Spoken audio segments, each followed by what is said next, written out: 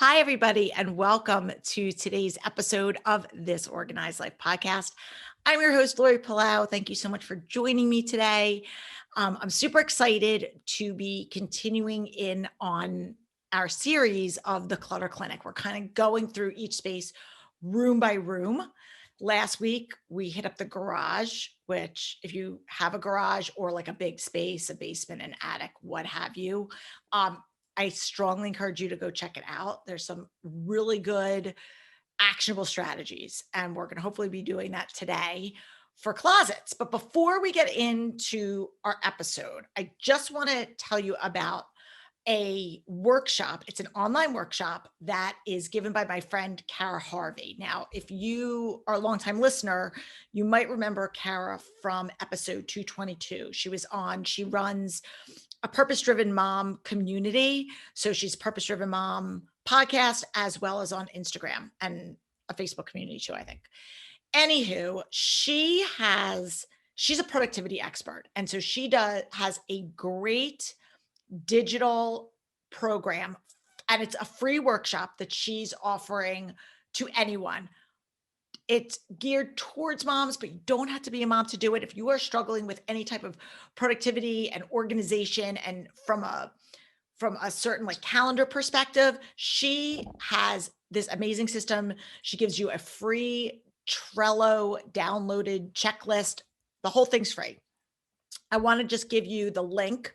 So hang on one second and I will get that for you. If you want to go check out her workshop, it is a purposedrivenmom.com, and then just do /Lori, and we'll have links to that in our show notes. So you just can go and check it out. The great thing about it is that it's an on-demand workshop. Did a bunch of lives, but people kept asking her for more. So she's created it. So now you can just stream it. You could just download it and watch it. It's on demand. And like I said, for attending it, you just receive a free weekly planning checklist and a Trello board. So for anybody that's curious about that, she's your person. So definitely go check that out. Like I said, we'll have links in our show notes. But now we're going to go back to today's episode where we're going to be talking all about closets. And normally, when most people think about closet organization, our minds immediately shift to clothes, master closets. And yes, that is a huge source of contention and stress for a lot of people. But I want to talk about closets on a broader scale, not just your clothes closets. I want to talk about linen closets and hall closets and guest room closets. So just anything that falls within that realm of closets, and why it's a source of struggle, as well as provide you with some actionable tips to help you tackle those areas. Because in the summertime, for those of you who are listening to this in sort of real time, summer's oftentimes a great time where people tackle projects. And so if you've decided that I'm going to address that forgotten guest room closet on my summer vacation, then here you go. So before we get into it, I want to start with some statistics. We did it last week for garages, and for all my fellow data nerd people, you'll appreciate the statistics because it puts things in perspective. So I'm going to read some statistics for you. 97% of surveyed realtors believe that homeowners covet closet space more than basements or attics storage spaces. So 97%, that's like almost 100% of people said closets are more important than basements or attics. 61% of people who have a hard time finding anything in their closet end up buying new clothes. So more than 50% of you, 61% of people can't find what they're looking for, go out and rebuy the same thing. Like, that's ridiculous. 1 in 6 people have resorted, this is my kids right here, have resorted to taking dirty clothes out of their laundry hamper when they're unable to find anything to wear. 1 in 6 people. Like, that's a lot. 2 more statistics for you. This one, a lot of people know. Estimated, again, this is Pareto Principle, the whole 80-20 rule. We wear 20% of our wardrobe 80% of the time. And this can also apply to other things in your closets. Again, if you're talking about linen closets, we tend to gravitate towards the same sheets or the same um, towels, things, our same, outerwear, whatever it is, we reuse the same 20%, 80% of the time, which means there's a lot of stuff that we're holding on to that we don't need, use, or really would miss. And then in terms of, again, the final survey, which was for 1,000 people, 1 in 4 people described their closets as being disorganized. Now, obviously, disorganization is a spectrum. Some people might feel like a little things out of place or disorganized, but for most people, it's the inability to be able to get what you need or find it, as well as having that feeling of stress and overwhelm and anxiety that accompanies with that level of disorganization. So, when I talk about closet disorganization, there are really two driving forces, regardless, again, whether you're talking about closed closets, hall closets, etc. One of two things. The first thing is consumption. We have more stuff than we do space. You have room for, you have a small linen closet, but you've got 500 towels, or you've got a reach-in closet, but you've got 50 pairs of shoes. So consumption is the first one. How much stuff do you have, that ratio of stuff to space? The second thing is what I consider the more fixable solution, or easier fixable solution, I should say, they're both fixable, is not having the right system, the improper usage of space, meaning you just have a hanging bar, you don't have any shelves, or you really need drawers or pull outs so that you could see something because you have a closet that's really deep and everything gets lost in the back. And so either corralling something in a bin or installing some sort of like pull out basket would help. So I think the first thing that I tell people whenever they're going to be looking at organizing any type of a closet would be, let's look at where's the root of your problem coming from. Is it just coming from the fact that I don't have too much stuff? I just can't find it because it's not organized in a system that makes sense? Or do I have a really good system in place, but I just have too much stuff? And sometimes it could be a little bit of a combination of the two, but one of those usually tips the scales. So the first thing I do whenever I'm working with somebody, and I encourage you guys to like ask this of yourself, is which of those camps do I fall into? So that would be the first step. The second thing that I want to just talk about before we get into the tips is what I think is really important are the pitfalls. So we know that the root of the problem is one of those two things. What are some of the areas where people really struggle and why? So again, for anybody that's new or as a refresher for people, I talk about 5 main clutter pitfalls. The first one is procrastination. The second one is indecision, which is I don't know what to do, right? Procrastination is the I'll get to it later. The indecision is I don't know what to do. The third one is guilt. And this also shadows with fear. So it's like kind of guilt and fear, that emotional component of it. And then you've got the fourth clutter pitfall is overwhelm, of just it's that feeling of paralysis because you don't know, you don't even know where to begin.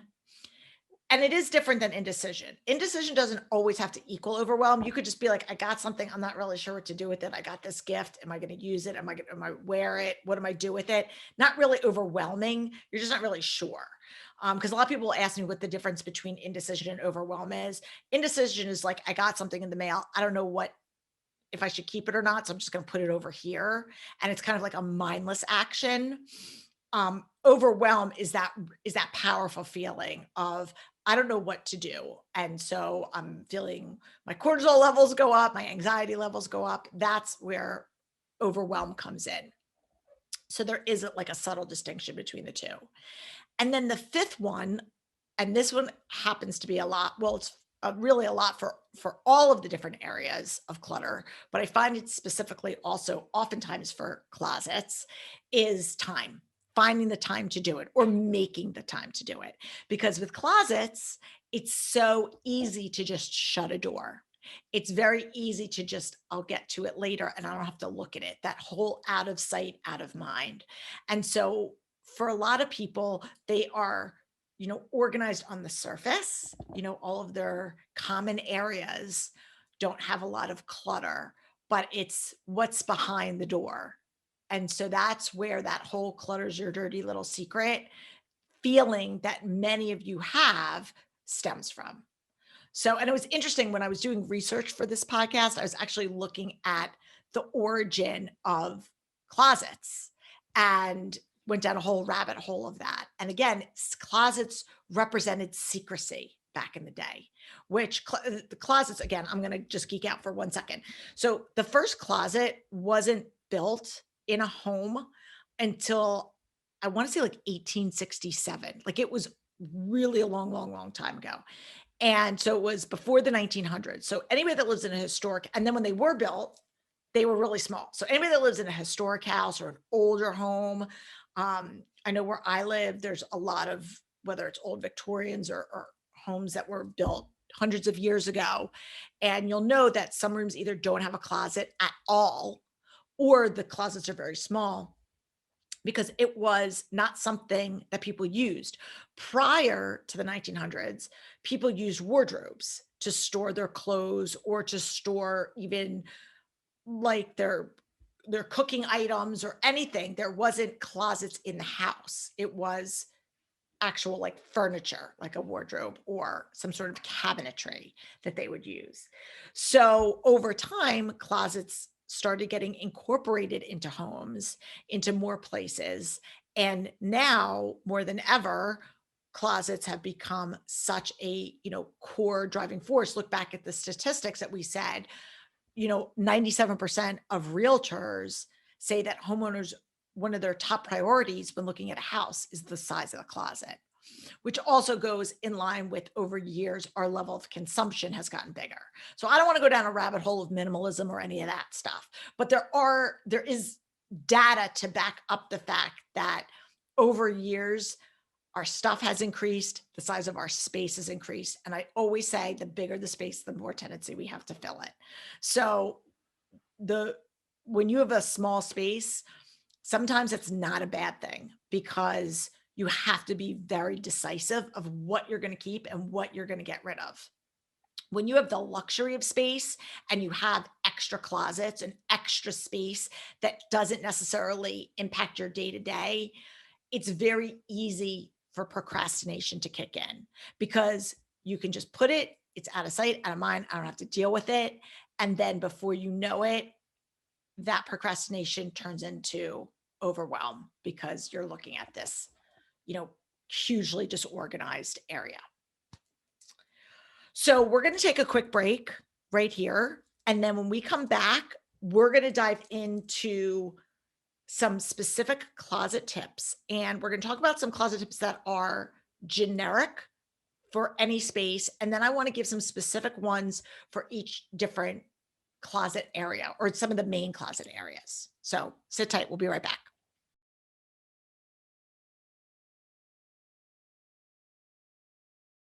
All right. So anybody that's been around me for more than 5 seconds knows that my first go-to whenever I tell anybody or anybody comes to me and asks, how do I start to get organized? How do I start this process?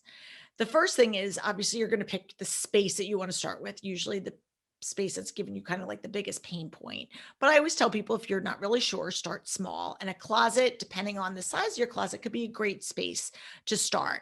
Hall closets, linen closets, even pantries, which I would consider, for some a closet. They're great if they're not too large because it gives you a manageable space to start with. The other thing about those particular closets that I just named, by and large, there isn't a lot of emotional clutter that comes with them. And when you start getting into your kids' clothes or your clothes, believe it or not, there's a lot of emotion that is tied to that for many people. And so I say practice building your muscle with something that is not going to really cause you any additional decision fatigue. So pick that closet that is going to be, pretty emotionless to go through in terms of sentimental reasons. And then the next thing that you're going to do is you're going to start to purge it. You're going to do what I call my ESP method, which is the empty sort purge, which means you're going to empty the space. And I always tell people, just like I said with garages, and I will continue to repeat it, doesn't mean that you have to empty the entire space all at once. You could do a section at a time. So if it's a hall closet, you can just go shelf by shelf. If it is a hall closet, you could take all the hanging stuff off and then leave what's in the floor, or do whatever like on the floor first, and then do the upper side, the upper shelf next. So again, you don't have to, if you're feeling overwhelmed, empty everything. You could do it empty that, then sort and purge, and then move on to the next. So as long as it's manageable for you, that's really the key. So you're going to purge it, or you're going to empty it so that you can again assess your space. Assess, how do I really want this space to function? What do I want this space to do? Like, how do I want my space to work for me? That's really the question that you're asking. What do I need this hall closet to do? What do I need this guest room closet to do? What do I need this pantry to do? And so you're going to say, this is what I need. And then you're going to ask yourself, what do I have? And those two things have to have some sort of through line.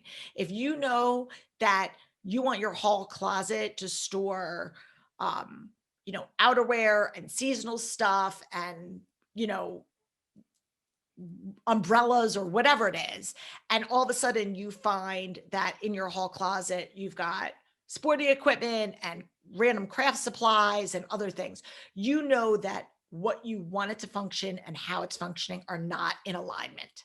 So I think you need to identify, okay, where is it broken? Where is it not lining up? So once you can identify that, then you could say, okay, we're no longer going to keep the sports supplies in the hall closet, for example. Then you can automatically know that that stuff is going to go into one of two piles. So we know the four piles are keep, what we're going to keep in current rotation. The second one is donate. What are we getting rid of?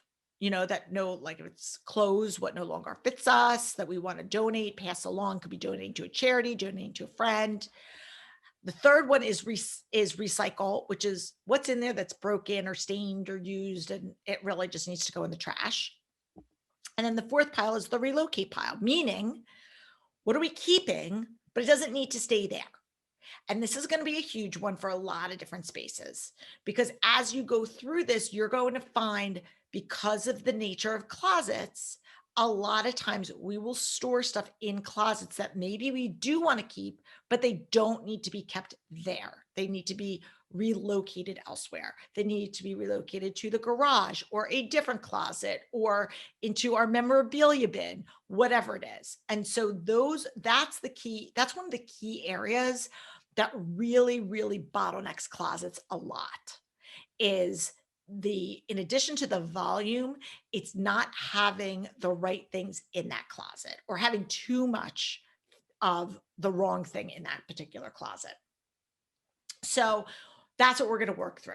So let's just talk about, and I hope that makes sense to everybody. So again, you want to talk about your space to inventory ratio, space, how big is my space? And then how much can I fit there without it busting out at the seams? Because again, a closet has a defined amount of space. It's got walls, it's got a door, it's got a ceiling. So you can only pile so much. You can only you can only fill it so much before it's just going to, completely be at max capacity. And just because we have the space also doesn't always mean that we have to fill it to capacity. It's okay. And I usually encourage people to have some white space, whether it's a top shelf that you never know when something's you're going to need some extra space, or some space at the bottom of the shelf, or at the bottom, like underneath where the floor is. It's okay to have that. Not every nook and cranny needs to be filled. And I think that's something that's a mind shift a lot of people have to make. So we're going to go through one, two, three, four, five different spaces.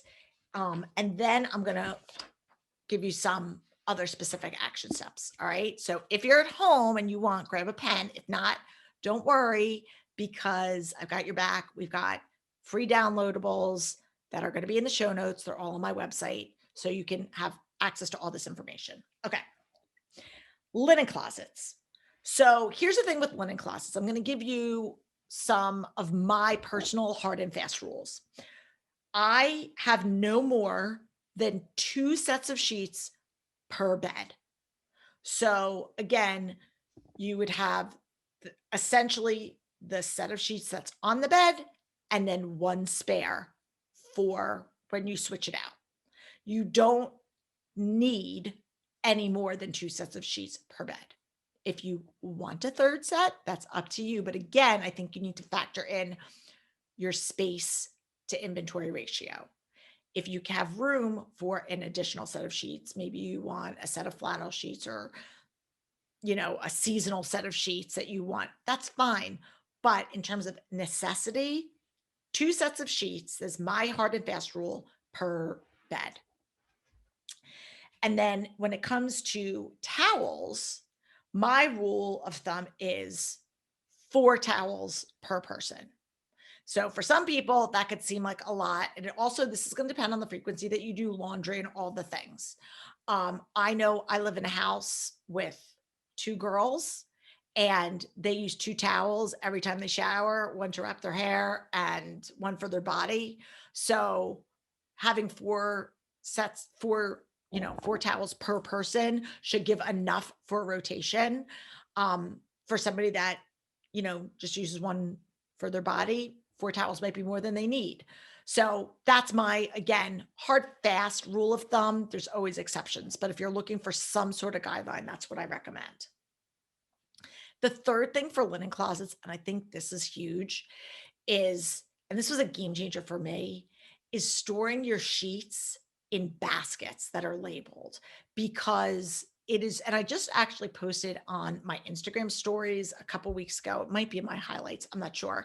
I was at one of my clients and we just redid their linen closet and put all of their sheets in label baskets. And it was um, full sheets, twin sheets. You could label it by person if you have like one linen closet and there's different sheets, for, your different kids or the different people in your family. But this way, you don't have to worry about being a perfect folder, because realistically, not all of us are perfect at folding sheets. I know I am not. And this, by having everything corralled in a bin or a basket, allows you to have your closet looking super organized without having to get like very micro with those corners of the sheets. So huge fan of baskets. And then for some people, if you store other things in your linen closet, like sometimes you may store some, toiletries or kind of backstock of things, you can absolutely corral those as opposed to just having them loose on a shelf. Corral them for, I know in our linen closet, we have one for like, hair care and body and, some other just assorted things. Like if you store, I have a bin of, bathroom cleaning products that are, is in a nice bin at the bottom of the linen closet. So it's just easy there to grab and go. Overflow like oral care, if you've got extra toothpaste or toothbrushes or soaps or whatever, you could just put those in a nice bin or basket, label it, stick a label on it, call it a day. And then that way everything is there and it's super organized. So the other recommendation I have for linen closets is go through it. And this is sort of my recommendation for most spaces. Go through it once a year. I'm sure there's stuff, especially if you do have some things with expiration dates on it. Sunscreen, like sometimes we keep our sunscreen in the linen closet, expires. There's things that expire, hair products or face, masks or whatever. Again, I have girls. These things expire. So go through it once a year so that you can just stay on top of it. And then also look at towels that are kind of overused or frayed. And if you are keeping to that rule of thumb where you are keeping just 4, they're probably getting some wear and tear on them. and say, do I need to replace any? What's going on with that? And then also look at, is there stuff that's been stored in here that I haven't used in over a year? And maybe it's time to get rid of that. So that's my advice for linen closets. Next is hall closets. So, hall closets, again, depending on the size of your space, where you live, the closet can be really, really important to you. Like if you live in an apartment and that's where you come in, that could be a main central space because your hall closet could double as almost like a mud room. For people that live in the suburbs like myself, a lot of times the hall closet is more for guests and kind of overflow stuff because we often might have a mud room where you put your day-to-day stuff and the kids hang their backpacks. So some of this is going to have a bit of a spectrum based on the usage of your specific hall closet. But the one thing I say is I recommend cycling out seasonally because usually a hall closet has some sort of coats or outerwear or hoodies or whatever it is. And so cycling those out and keeping kind of what is just in your current rotation there, and then either purging or relocating the stuff that you're not using in that particular time is really great because then that keeps it open for guests, open for, for you to be able to easily see what you have so it doesn't get jam packed. The other thing that is a big game changer for hall closets, and a lot of times where hall closets will not get used, is because things are difficult. And it's almost comical, but everybody that I've ever talked to says it's a pain in the neck to come in and hang a coat up. I don't know why, but I would say if I polled 100 people, probably 98 of them would be like, "Oh yeah, hanging up my coat is a pain." But if I say, "Could you come in and put your coat on a hook?" Sure, I could do that. So it's essentially the same or very similar process. You're putting it in a designated home away from draping it on the couch or the chair or whatever. But there's this subtle shift in just saying, I'm going to throw this over a hook versus I'm going to take the hanger off the rod, put it on the hanger, and put it back on. So it literally went from a one step to a three step or a three step to a one step, depending on which way you're looking at it. So there's no rules that say you have to have a rod in your hall closet.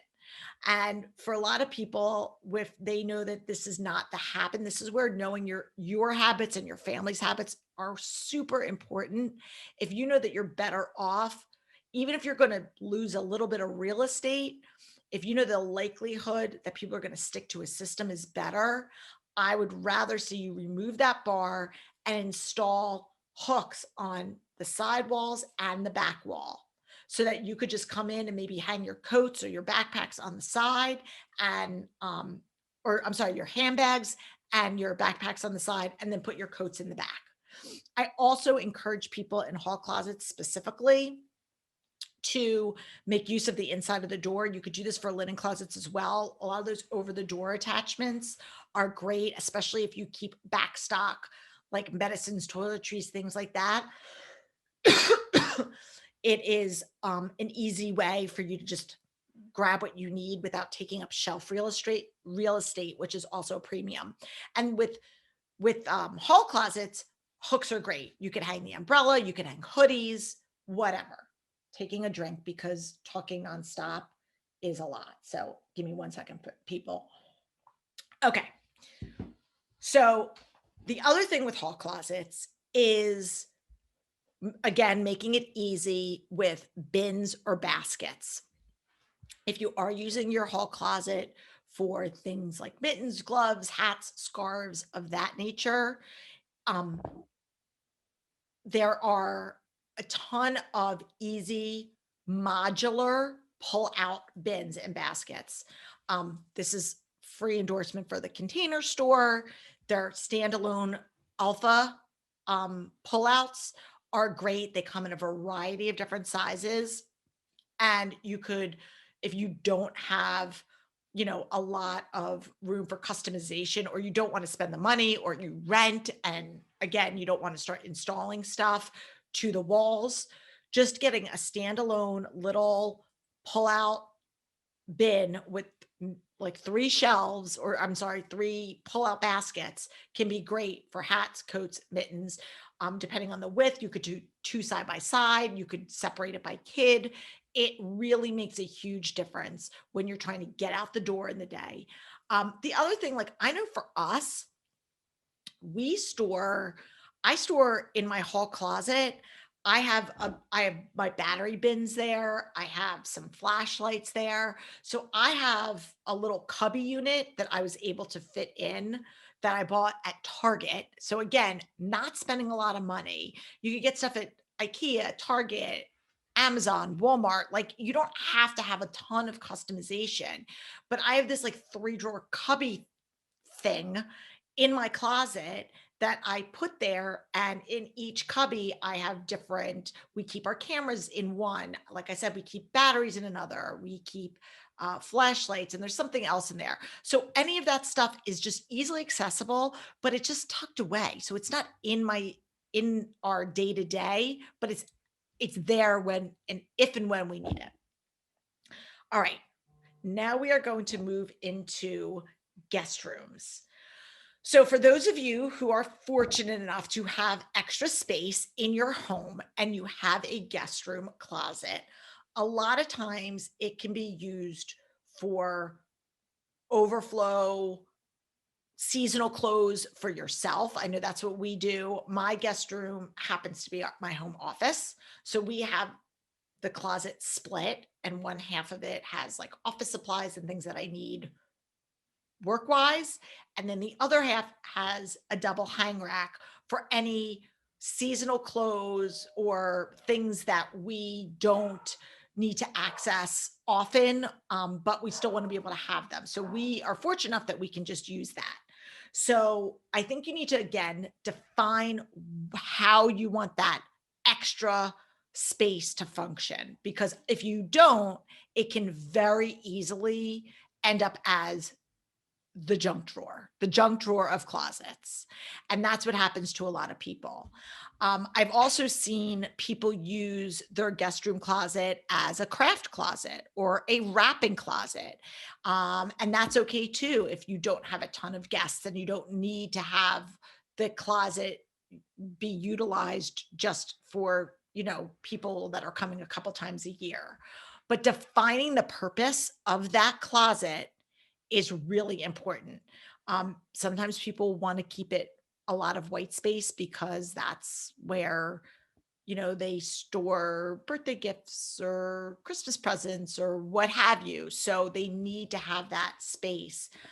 Sometimes people store their luggage there if they travel often, but don't necessarily, so they don't want to have to necessarily like go down to the basement or go to the garage or wherever their attic.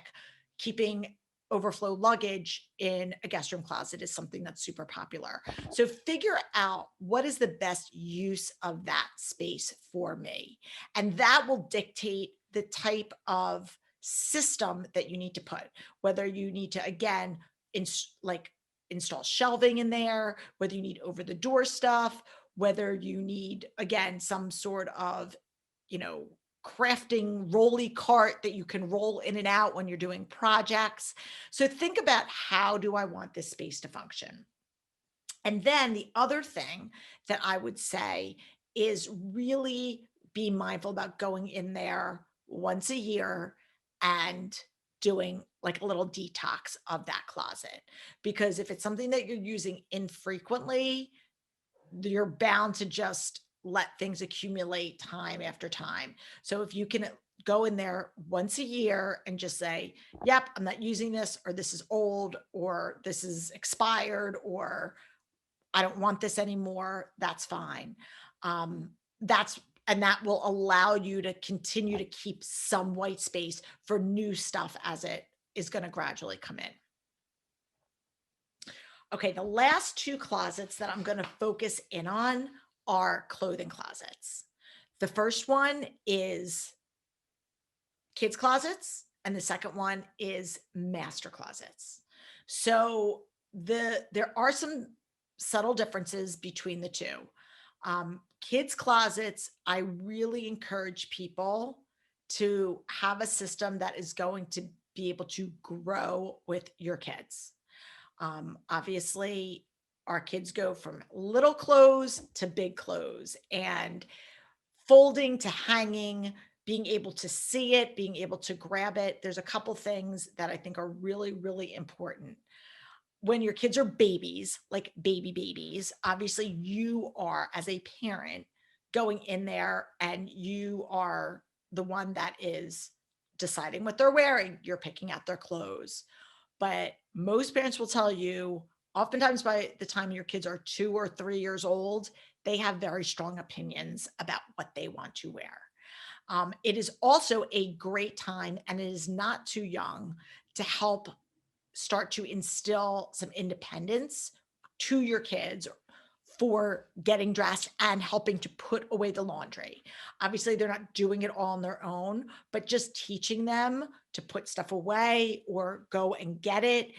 It's a great way. Closets and clothes are a great way to help teach your kids colors. Printing out color coded labels with the word. So if you are having, red shirts, blue, whatever, or even just picture things of socks and have the word socks with a picture of socks. These are great learning, teachable things that you can do with your kids. But again, I think there's a lot of things that you can do inexpensively, even if you don't want to have a whole custom closet system put in. You can get modular, like a lot of those track and rail systems. You can add and subtract hanging bars, shelves, cubbies, things of that nature. So as your kids grow, you can start to gradually space them out accordingly. And I've got links on my website. Again, I love the company Organized Living. I do a ton of work with them. They're great. Obviously, there's the Alpha system. And then you can always find really inexpensive cubbies and closet options at places like IKEA and Target and Walmart. There's so Bed Bath and Beyond. There are so many different things that you can do, but you want to make it accessible and you also want to make it really, really simple. You want to make it simple for kids because you want them to be able to go and get it. And you don't necessarily want them to have a 50,000 choices because we know as adults, we struggle with decision fatigue. So we don't want to give too many choices for our kids. We want to make it really, really easy for them. So that way it in turns become easy for us. The other thing that I want to say with regard to kids' clothes, and this one's really important, is I encourage people to not store memorabilia or grow clothes, like the clothes that people give you hand-me-downs, or if it's like passed down from an older sibling to a younger sibling, don't keep the grow clothes in the closet. And this goes with the whole premise of keeping what's current in the current rotation so that you can just see and know everything in that closet. Like if you don't want your kid wearing shorts in December, if you have the luxury of space to relocate that into a bin and put it somewhere else, don't keep the shorts out. It just makes your life easier. Trust me, I've been there. I had a kid that only wore dresses and did not want to wear tights. And we live in the Northeast. So come to me in February and it was a battle every morning. So do yourself a favor and have the stuff that you want your kids to be able to wear in there. And the rest of the stuff that either doesn't fit them or isn't seasonal, just temporarily remove it and just put it elsewhere in a place that is designed so that you know where to find it. This is where we keep our grow clothes. We keep our grow clothes in the basement or in the guest room closet or underneath the bed. But have them there so that you don't forget them when you are swapping out seasonally, but you can always, they don't get like commingled with the stuff that you're using every day. So I think that's really important. And memory is the other thing, especially with younger stuff. Sometimes you'll be like, oh my gosh, this was my kid's first pair of shoes, or this was their christening gown. Totally get it. But that's why we have memorabilia bins. And that's why I encourage people. So if you have those keepsakes that you really want to keep because it is something that has that sentimental attachment, or you want to save it for your other kids, that's fine, but put them in a separate bin in a separate spot. wherever you designate that to be in your home. And that way, when you need it, you will know where to go get it, but it isn't, mixed in with your regular stuff. Okay. Master closets. I feel like I saved the best for the last, but I don't really know if that's true or not. So, master closets, for a lot of people, huge source of stress. We go into our closets every day. Obviously, COVID changes dynamic. It's interesting because when I was looking through the statistics, there were so many statistics, if I could speak, about people getting dressed and going to work, that I don't know if all of those statistics apply because so many of us are in a work from home situation where we're not commuting and getting necessarily dressed for work. But I know for a lot of people, it, every person I've ever talked to, especially women, say I walk in my closet that could be filled with items and go, I have nothing to wear. I'm guilty of it. And I don't even have a ton of clothes. Like I'm constantly getting rid of stuff. But I'll look at it and go, I have nothing to wear. And really what that means is what I have either doesn't fit me or I don't like it or it's not something that's current or whatever the situation is. But we're keeping it for some reason because really, essentially, you should, in a perfect world, we would look in our closet and say, "Oh my gosh, I'm overwhelmed because I have too many options to wear," or, I'm going to wear this. But instead, we look at it and we're like, I don't really like this. And so the question becomes, well, why don't we like it? And more often, more over than that, or in a follow up to that is, if I don't like it or I'm not choosing to wear this, why? Is this something that I would ever come back to? Because if it's not, it probably needs to go. It needs to go and donate, or it needs to go in memorabilia if it's something that I'm keeping for sentimental reasons.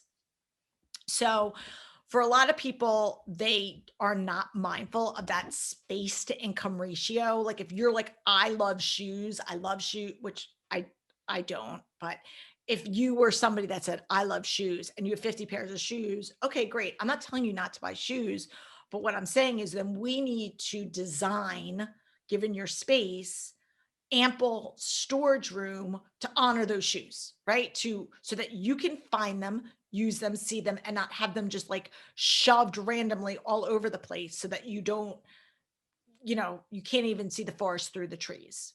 So balance your space to income ratio as well as what your categories are. And that's what we're going to get into. And I have this really good checklist that's a free download. Again, we'll have links to it in the show notes that will help you kind of spell out all these things and prompt you for questions that you might not normally think to ask. And so the second thing, aside from kind of knowing your habits, is knowing kind of your space to income ratio is knowing your habits. That's really what I meant to say is if you are somebody that likes to fold and all you have are hanging rods, it is it's pretty probable that your closet's going to have some level of disorganization because it's counterintuitive.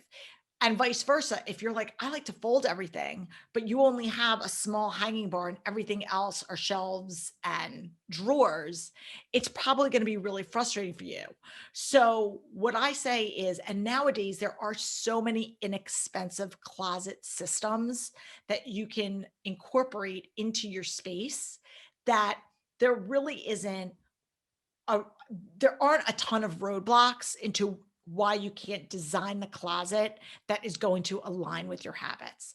What I see most people do is when I go into a space and I'm like, "Oh, so you like to fold your," or I like this is a super common one. I'll go into somebody's closet and I'll go, "Oh, so you like to hang your jeans?" And they go, "No, I can't stand hanging my jeans, but I don't have anywhere to fold them." Well, that's an easy fix. So, getting again some of those modular systems with cubbies are a great way for you to add folding space to your existing closet without having to change the footprint. I think there's this misconception that we have to spend $1 million to do things that essentially you can oftentimes redo it for a couple $100 and sometimes even less if it's just a small little fix. So assess what you like to do. Do I like to fold? Do I like to see it? Do I want it behind a drawer with a closed front, or do I want to be able to just walk in and shop my closet really quickly? Do I like to hang my t-shirts so they're not wrinkled? Do I want to see I don't know, do I want to see all my handbags? How do I get my ties or my belts? The lists are endless. And again, this checklist that I have, and it's like, yes, no questions, helps you figure out your habits. It helps you articulate the things that you already know about yourself, is really what it does. And then from there, it can help help you to design, or if you're working with somebody, help them to design the closet that's going to make sense for you within the parameters of the four walls that you're working in. So I have these 5 questions again. So there's going to be 2 downloads that I want you to take. One of them is the closet inventory checklist, which we'll have, and that's the, how much of this do you have? How much of that do you have? How often do you shop? Do you like to fold and hang? It's got a whole bunch of questions for you. But these are some questions if you are struggling with like maybe emotional clutter and you don't like to get rid of things, or you struggle with that, you might want to ask yourself. Okay. First, actually, let's take one more quick break. Sorry, I forgot. We'll take a quick break. We're going to come back. I'm going to ask you these 5 questions, and then I'll send you links to where we need to go. So hang tight, guys.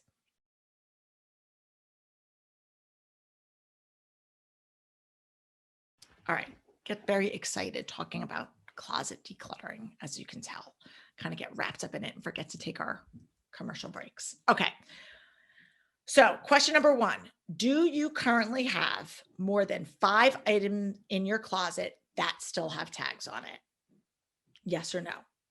There's no shame in this answer. Number 2, do you have items in your closet that no longer fit you? Number 3, do you have items in your closet that you know you will no longer wear? For example, shoes that hurt your feet, or a dress that maybe you wore to an event that I wore it once, I'm probably not going to wear it again, something of that nature. So stuff that's in good shape, but you're just definitely, not happening. 4, is there a particular clothing area that is your downfall? And within that realm, I say clothing, but it could be shoes, purses. Are you a jeans addict? Do you love sweaters? Whatever it is, sundresses, who knows? The list is endless. Do you have one area that is kind of like your go-to? And if so, what is it? And then the 5th question is, if there were one thing that you could change about your current closet, what would it be? And for some people, that might be, again, I wish I had more hanging. I wish I had more X. I wish I had better lighting. There's a million different things that people could say. And so whenever I work with somebody, these are some of the questions that I ask them, but these are great things.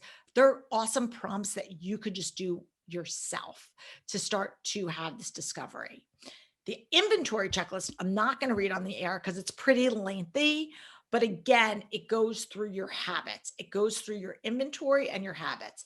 And the purpose of doing these exercises is to provide information and insight. It's not to shame people. It's not to judge people, but it allows you to lean into who you are intuitively, maybe modify and tweak and rethink the things that aren't working for you, and then really maximize the areas that you want. So that way, when you do walk into your space in the morning to get dressed, you feel good about it, as opposed to feeling overwhelmed or frustrated or any of the other negative emotions that people tend to feel when they go into their closet. So that's my summary of how to attack Clutter Clinic closets. And again, my advice is go back into the show notes, because there's going to be all of the information that we talked about, all the different tips and strategies. They're all going to be listed there. So you'll have them, you can print them out, reference them. as well as get those 2 downloadable checklists. And if you have kids at home, depending on their ages, it's a great thing that you can have them fill out as well, because I think it's really insightful to look at. You could do it with your spouse or your roommates if you have like join like kind of central area classes. It doesn't have to always be geared towards your master closets. This could be again for some of those common areas. So definitely great conversation starters. I hope this has been really helpful for you. I'm really enjoying this Clutter Clinic series because it gets a lot into not just the why, but a lot of the tactical how and the strategies. So, I hope this has given you some insight and motivation. If you are new to our show, make sure that you click the follow or the subscribe button, depending on where you're listening. And if you're watching us on YouTube, make sure you click the subscribe button. In addition to our weekly podcasts, we also have a weekly live that I post on Instagram every Monday, doing a live, and then we post that live to our YouTube channel. So you can head on over there. And then there's other like free workshops and downloads. So feel free to check us out on YouTube as well. And we love to see what you're up to and give you guys some extra motivation. So feel free to tag us at Simply Be Organized if you want on social media. If you're working on a project and you want to show us where you are, your progress, like we want to give you some extra words of encouragement. So check us out there. So that's it for this week. We'll be back next week. And I think, I forget, I want to say we might be talking about some like common like kid spaces is where I think we're going with that. But I'm not sure. But we're attacking another area of the house. So make sure you check us out. All right. Until next week, I'm Lori Palau. Peace out.